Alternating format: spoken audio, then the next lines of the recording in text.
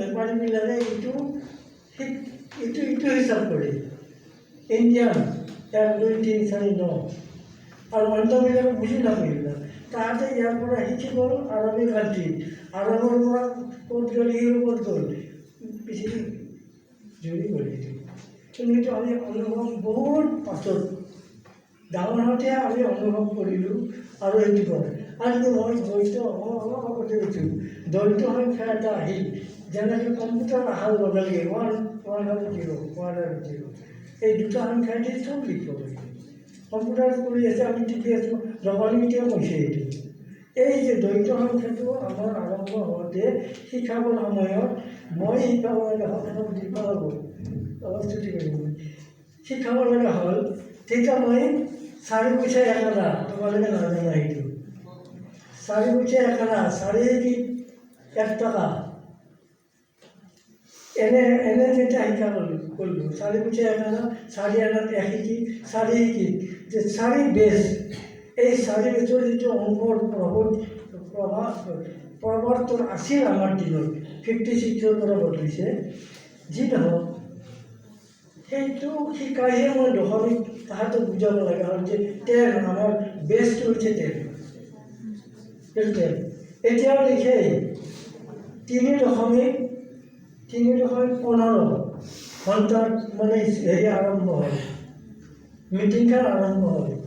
3.15টো দশমিক ভৰিত নাথাকে, সূৰ্যই নামাৰে দশমিক, কিন্তু তথাপি বুলিছে 3:15 বুলি কৈ আছে। ডাঙৰ ডাঙৰ MLA চেমএলএটো মিনিষ্টাৰটো সময় তেওঁলোকে বেছি থাকে, কিন্তু অন্যবিলাকে কৈ 3.1।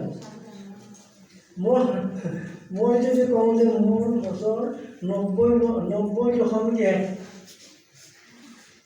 হ'ব, চবে বুজি পাব 90 বছৰ আৰু 1.1 মাহ কিবা ক'ব এটা, এইটো তাৰমানে দশম কথাৰ হেৰিটো নহ'ব।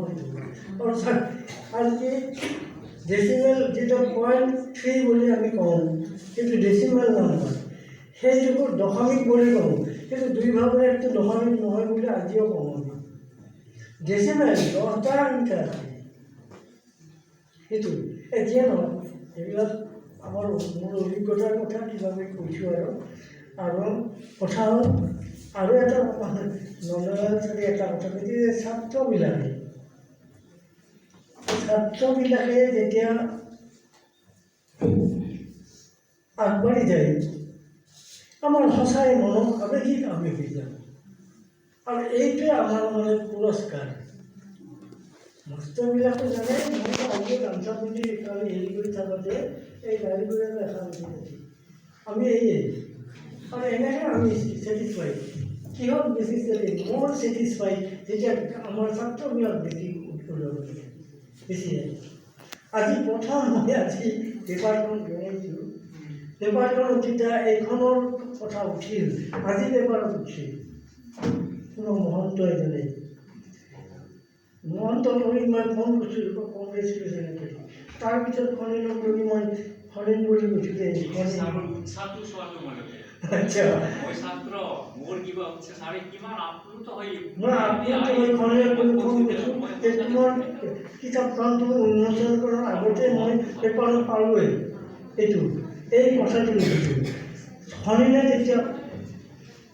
যেতিয়া ঠিক মোৰ একে আৱেগতে গৈছে, এই মহন্ত মোৰ ছাত্ৰ, এই যিটো 3rd জেনেৰেশ্যনলৈকে মই উৎসাহিত হৈ গৈছোঁ যে খনিলৰ ছাত্ৰ এজনে ইয়াৰ লগত মানে হেৰি কৰিব পাৰে, ইয়াক সমালোচনা কৰিব পাৰে। এইটো আমাৰ আচলতে এইটো মই আন্তৰিক হেৰি কথা কৈছোঁ। তথাপিও আৰু গণিতৰ মাষ্টৰবিলাক